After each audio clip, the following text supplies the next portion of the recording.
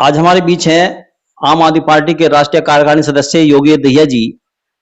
आज के हालात में अमेरिका और इजराइल दोनों ईरान के खिलाफ युद्ध लड़ रहे हैं और पूरे एशिया के अंदर खलबली मची हुई है और महंगाई चरम पर है। ऐसे में आइए दहिया जी से बात करते हैं कि इस युद्ध को आप किस दृष्टि से देखते हैं, क्या इसके दूरगामी परिणाम हो सकते हैं? जी दहिया जी। देखिए, सबसे बड़ी बात यह है कि इस युद्ध में सबसे बड़ा जो संकट आया है वो ऊर्जा का संकट आया है। इस वक्त आप जानते हैं खनिज तेलों से, एलपीजी से, उस सब चीजों से पूरी दुनिया में तराही तराही मची हुई है, महंगाई बची हुई है। और अमेरिका की तो ये आदत रही है, चाहे उसने इराक पे युद्ध किया हो, चाहे अफगानिस्तान पे किया हो, चाहे आपका जो है उसने वेनेजुएला पे किया हो, चाहे उसने वो धमकी जो ग्रीनलैंड को दी थी, कनाडा को दी थी और आजकल वो क्यूबा को दे रहा है। वो ये सोचता है कि तुम इसमें सबसे बड़ी राष्ट्र शक्ति बन जाओगे, महाशक्ति बन जाओगे। लेकिन ईरान के पास आकर उसकी ये सारी चीजें खोखली साबित हुई हैं। 28 फरवरी से ये युद्ध शुरू हुआ था। अब अमेरिका की हालत ये है कि उसको सारे नाटो देशों ने मना कर दिया है और वो अनाप शनाप बयान भी जारी करने लगा है उस बारे में। दूसरी चीज, वो जितनी बातें कहकर आया था कि ईरान के पास परमाणु शक्ति है, उसे नष्ट करा, वो वहां कहीं नहीं कर पाया। रोज उसके दो दो चार चार कई कई सौ करोड़ के, कई कई हजार करोड़ के उसके युद्ध का सामान जो है वो नष्ट हो रहा है। और मैं बहुत अच्छी तरह ये समझ गया कि उसने दुनिया में तो उथल पुथल कर दी और इसके बाद जो है चीन महाशक्ति के रूप में उभरेगा। चीन के बाद जो है जो रशिया का यूक्रेन के साथ युद्ध हो रहा था वो भी अभी पिछली सीढ़ी पर चला गया है और रशिया भी बहुत बड़ी शक्ति के रूप में उभरेगा।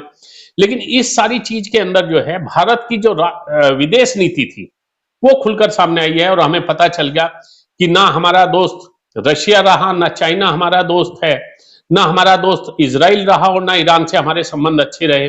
अमेरिका भी हमारे ऊपर 50% टैरिफ लगाए बैठा है और जिसके कारण जो है पूरे देश में कोई भी चीज जो हम यहां से निर्यात करते थे, चाहे वो कश्मीर के कालीन थे, चाहे दिल्ली की सहारनपुर की नक्काशी का काम था, चाहे कर्नाटक वगैरह से जो भी एक्सपोर्ट हो रहा था, सारा बंद हो गया है। आप देख रहे हैं इसी के कारण जो है रुपए की मार कहां तक पड़ गई कि अब रुपया 100 का आंकड़ा यानी कि 3 इकाई का आंकड़ा जो है छूने जा रहा है और हर चीज की मारामारी है देश में। और एलपीजी के कारण तो यह है कि जहां भी हमारे मजदूर थे और जो भी फैक्ट्रियों में या जो भी शक्ति थी, मानव शक्ति, वो वहां से वापस अपने घरों की तरफ पलायन कर रही है और वहां पर काम नहीं है। इसलिए और भी मुझे तो ऐसा लग रहा है कि भारत सरकार ने देश को गृह युद्ध में धकेलने का काम किया है। एप्स्टीन फाइल का जो मामला चल रहा है आजकल, तो इसमें कुछ लोगों के हमारे इंडियन संलिप्त होने की बातें बताई जा रही हैं, तो इस पर क्या कहेंगे आप? देखिए, मैं ये नहीं कहता ये जो हवस की कहानी है ये बहुत पुरानी है, ये सारी चीजें हैं, चाहे वो हवस कहें चाहे हरम कहें। लेकिन अब तो एप्स्टीन के बाद जो है जितनी बुरी तरह से भाजपा का पतन हुआ है और भाजपा में कोई ऐसा नेता नहीं है, चाहे वो सहारनपुर में ले लीजिए, चाहे आपके बराबर में हरिद्वार में ले लीजिए, चाहे कहीं चले जाइए, पूरी की पूरी भाजपा जो है भारतीय एप्स्टीन फाइल में लिप्त है। आज हमारे बीच हैं शेषराज पवार साहब, जो रिटायर्ड इंजीनियर हैं और सोशल वर्कर हैं। आइए आज बात करते हैं अमेरिका ईरान जो युद्ध चल रहा है उसके क्या दूरगामी परिणाम हो सकते हैं, दुनिया में जो हलचल मची हुई है, तो उस पर चर्चा करते हैं। जी पवार साहब, मानव आवाज में आपका बहुत बहुत स्वागत है। धन्यवाद आपका। पवार साहब, अमेरिका इजराइल जो युद्ध चल रहा है आज 40वें दिन में प्रवेश कर गया है, इसको आप किस रूप में ले रहे हैं? देखिए, रूप तो अभी क्या बता सकते हैं कि क्या शक्ल लेगा ये, लेकिन जहां तक इसकी बात है कि तो पहले तो ये है कि ये युद्ध आवश्यक नहीं था। ये आम जनता की राय है, अमेरिका जनता की भी यही राय है, दुनिया की तो राय है कि इस युद्ध की आवश्यकता नहीं थी। ये खाली ट्रंप ने और नेतन्याहू ने मतलब उनकी जिद से ही ये युद्ध शुरू हुआ है। जिद भी समझ लो या उनके कोई और वजूहात होंगे, उनके कोई और दिक्कतें होंगी या कुछ और चीज करना चाह रहे होंगे। मुझे तो ऐसा लगता है, ये मेरा अपना व्यू है, कि शायद ये एप्स्टीन फाइल्स को मतलब उससे ध्यान बटाने के लिए, मतलब चूंकि वो डोनाल्ड ट्रंप उसमें इन्वॉल्व है और नेतन्याहू भी इन्वॉल्व हैं, तो उन लोगों ने इसको उससे डाइवर्ट करने के लिए शायद ये ऐसा लग रहा है कि इन्होंने ये युद्ध किया। और युद्ध किया, ये मेरी नहीं, मुझे लगता है कि बहुत सारे लोगों की यही राय है कि ये युद्ध जरूरी नहीं था। अगर ये युद्ध जारी रहा तो पवार साहब इसके क्या दूरगामी परिणाम हो सकते हैं, क्या नतीजे निकल सकते हैं? ये पहली तो बात ये है कि ये युद्ध मतलब आरंभ तो उन्होंने कर दिया, लेकिन जिन्होंने आरंभ किया दोनों ने, नेतन्याहू ने भी और डोनाल्ड ट्रम्प ने भी, उनको ये एहसास नहीं था। वो अपना जो दिसंबर में उन्होंने जो किया था उसी की तरह से मान रहे थे कि ये 5-6 महीने पहले जो हमने किया था उसी तरह से ईरान पे अपना बम्बार्डमेंट करेंगे, कुछ थोड़ी बहुत हमारी जीत हो जाएगी, हम उनको जो है घुटनों पर ला देंगे, वहां की सत्ता को बदल देंगे, वहां पर रिजीम चेंज कर देंगे, रजा पहलवी की जो वंशज है उनको बिठा देंगे, तो हमारी वाहवाही हो जाएगी। यानी कठपुतली सरकार बिठा देंगे वहां पे। हाँ, दूसरी अपनी जो पिट्ठू सरकार है उसको बिठा देंगे। तो वो उम्मीद थी इनको, लेकिन उनको ये उम्मीद नहीं थी कि इतनी मतलब तैयारी ईरान की है।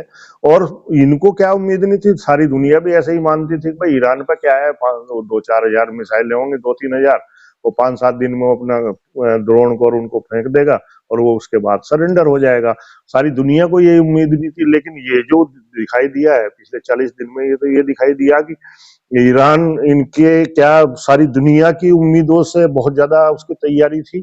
और ये युद्ध जो है, जो अपने इन्होंने डाइवर्ट करने के लिए किया था या जीतने के लिए किया था, ये तो इनको भारी पड़ गया दोनों को ही। जहां तक नेतन्याहू है उसकी खुद की गद्दी खतरे में है और डोनाल्ड ट्रम्प की खतरे में है, तो कहाँ तो ये ईरान की बदलने चले थे सत्ता, हो सकता है ये खुद सत्ता से हट जाए दोनों के दोनों। जो स्थितियां बन रही हैं, अमेरिका इसको नहीं चाह रहा था, अमेरिका के नागरिक नहीं चाह रहे थे, और इन्होंने जिस तरह से अब इसके परिणाम आए हैं, अब तो खुद अमेरिका की जनता चाह रही है कि भाई ये युद्ध से बाहर निकले। उनको ये बिल्कुल उम्मीद नहीं थी कि हमारे ताबूत जो है, हमारे सैनिकों के ताबूत अमेरिका में आएंगे। और जो जो अब असली बात यह है कि ये जो इनकी सुपरमेसी बनी हुई थी कि साहब हम सुपर हैं, हमारे थार्ड, हमारे पैट्रियट, हमारे आयरन बीम और ये सब इतने हैं कि हमारा तो कोई कुछ बिगाड़ ही नहीं सकता, लेकिन रिजल्ट तो ये दिखाया कि थार्ड भी फेल, पैट्रियट भी फेल, इनका जो है वो आयरन बीम भी फेल, इनके जो बॉम्बर हैं जिनको ये कहते हैं साहब वो तो इनविंसिबल है, उन्हें तो गिरा ही नहीं सकता, वो भी गिर रहे हैं।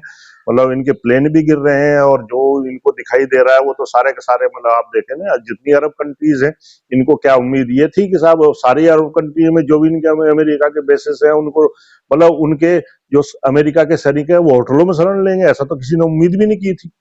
लेकिन आज तो स्थिति है कि वो होटलों में घुसे हुए हैं डर करके, और जान बचाने के लिए इन्होंने जो उनके जो समुद्री जहाजी बेड़े हैं उनको वापस ले जाना पड़ रहा है। तो ये स्थिति आज की है। आज अमेरिका किसी भी तरह से वो चाहता है कि मैं किसी भी तरह से मैं वापस आ जाऊं, बार बार वो टाइमलाइन बढ़ाना, ये कर लो, ये कर लो, 2 दिन में, 4 दिन में, 7 दिन में, 15 दिन में, 48 घंटे, ये सर अल्टीमेटम देते देते वो ये मतलब स्थिति ये आ गई है, वो खुद की उनकी मतलब सत्ता खतरे में है। अच्छा, अभी आपका दूसरा सवाल है कि साहब इसका प्रभाव क्या होगा।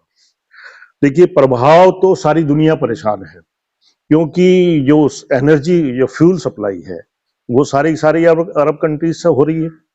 और ये जो ब्लॉकेज हुआ है 40 दिन का, इसमें प्रोडक्शन भी बाधित हुई है, इसमें जो है ट्रांसपोर्टेशन भी बाधित हुआ है, और जो जो फैक्ट्रीज थी उनमें भी सप्लाई पर असर पड़ गया है। तो इसका जो सबसे बड़ा नुकसान तो हमारे देश को होने वाला है, क्योंकि हम है डेवलपिंग कंट्री, सबसे बड़े कंज्यूमर हम है आज की दुनिया, मतलब सारी दुनिया में सबसे बड़ा देश हम, सबसे बड़े कंज्यूमर हम, डेवलपिंग कंट्री हम, हमें सबसे ज्यादा जरूरत है।